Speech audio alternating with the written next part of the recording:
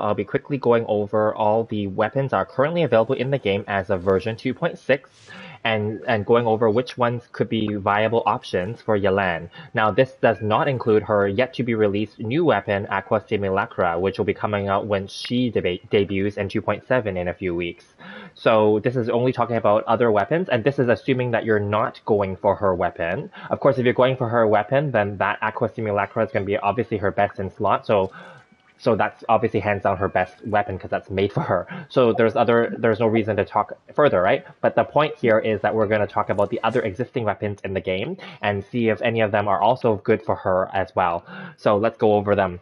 Okay, so because she is a 5-star character, so we will go over the 5 stars here as well. Now, from what we saw in the official live stream earlier today, she does have a mixture of elemental skill and burst attacks that are really useful, but she also definitely has extra normal attack damage, I assume, from based on her burst, and she also scales some HP. She is also officially a DPS and or sub DPS role, so we can safe to say and assume that she would do well with, for example, the Thundering Pulse, which is yet to be rerun. This is Joymia's signature weapon, and I'm not going to read the long passive, but as you can see, it's a crit damage substat with a passive that basically increases her normal attack damage. So that could be something that's viable for Yelan.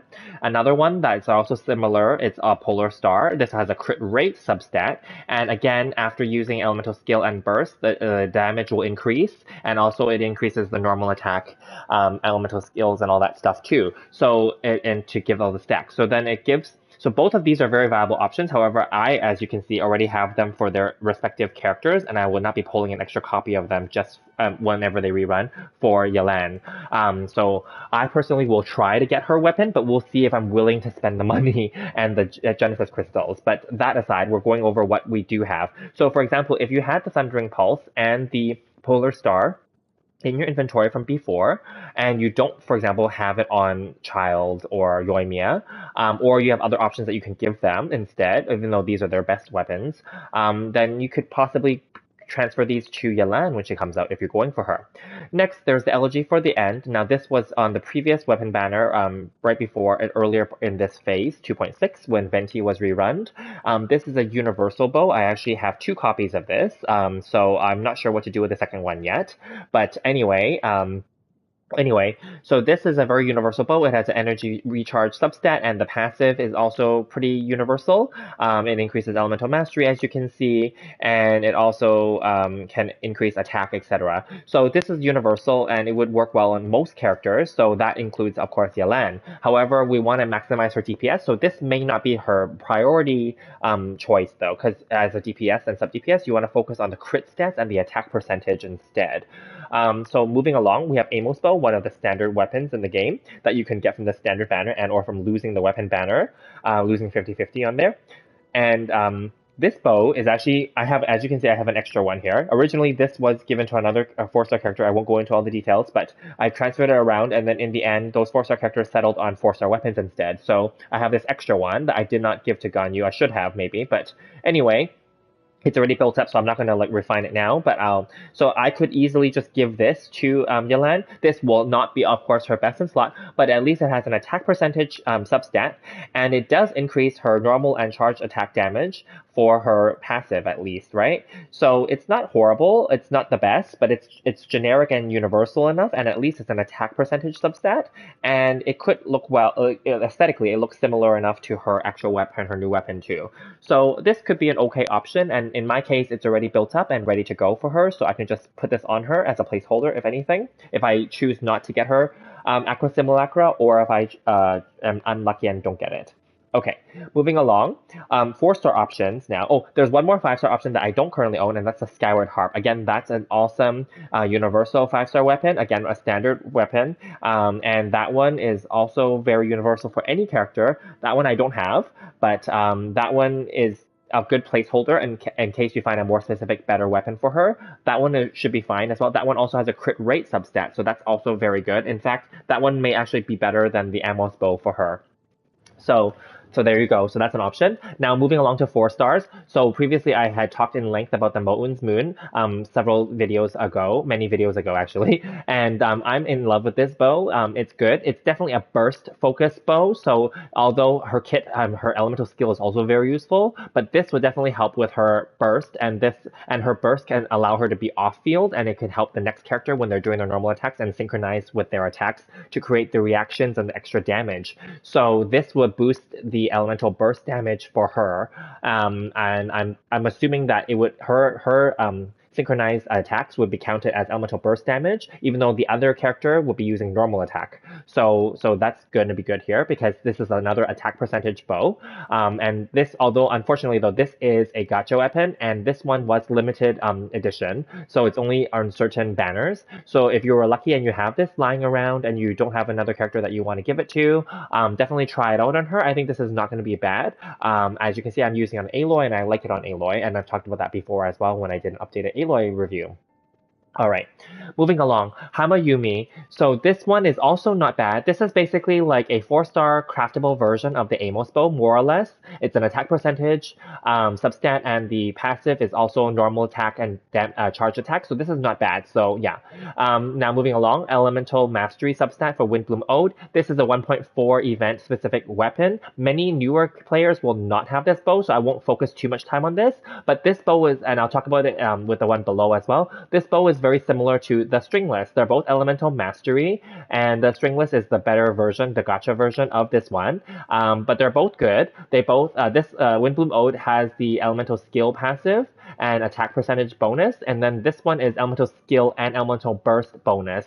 So both are good in general, but they're more for animal characters that have Elemental Mastery, hence they're both very good weapons for Venti, for example.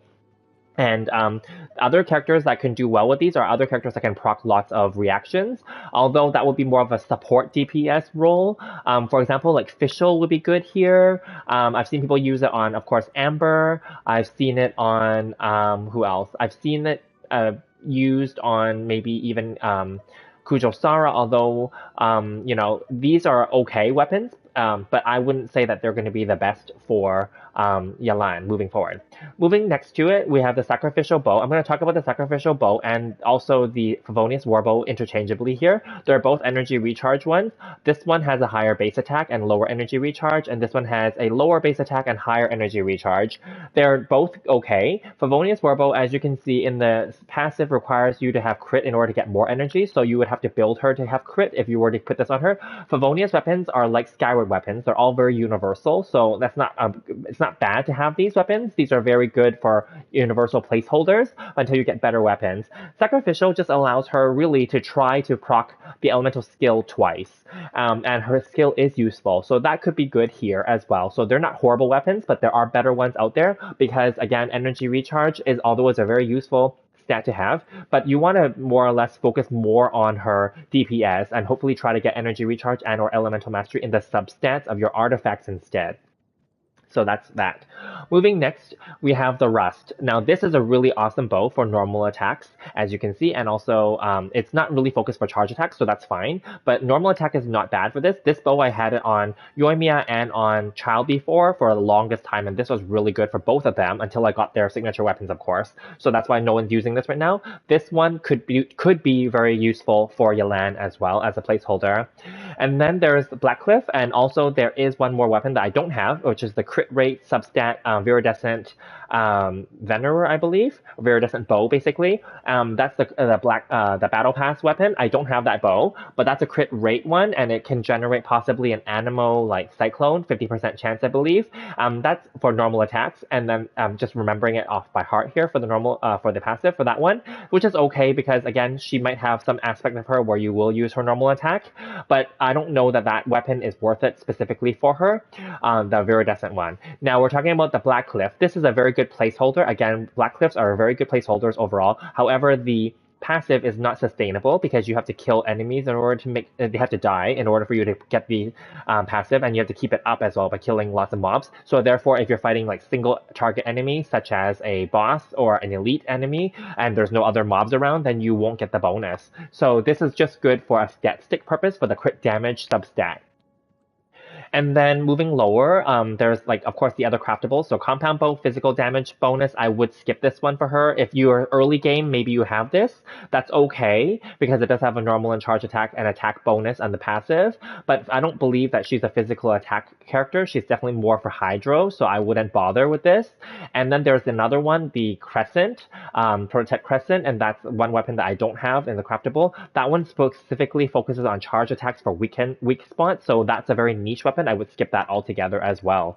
The Predator is a bow that came with Aloy, and it's only usable on the PlayStation Network. I'm gonna skip talking about this. There's no point. No one uses this bow, and no one's gonna. I can't delete it either. I can't sell it. I can't fodder this, so we're stuck with it. Yeah, and then there is this weapon, the Alley Hunter. This is again another limited edition weapon that comes and goes with certain weapon banners. This one is okay because it has off-field passive. I don't know that many people level this up, nor did many people get this to a high refine. I would rather just skip this weapon altogether because it is a limited series weapon and it is a gacha thing.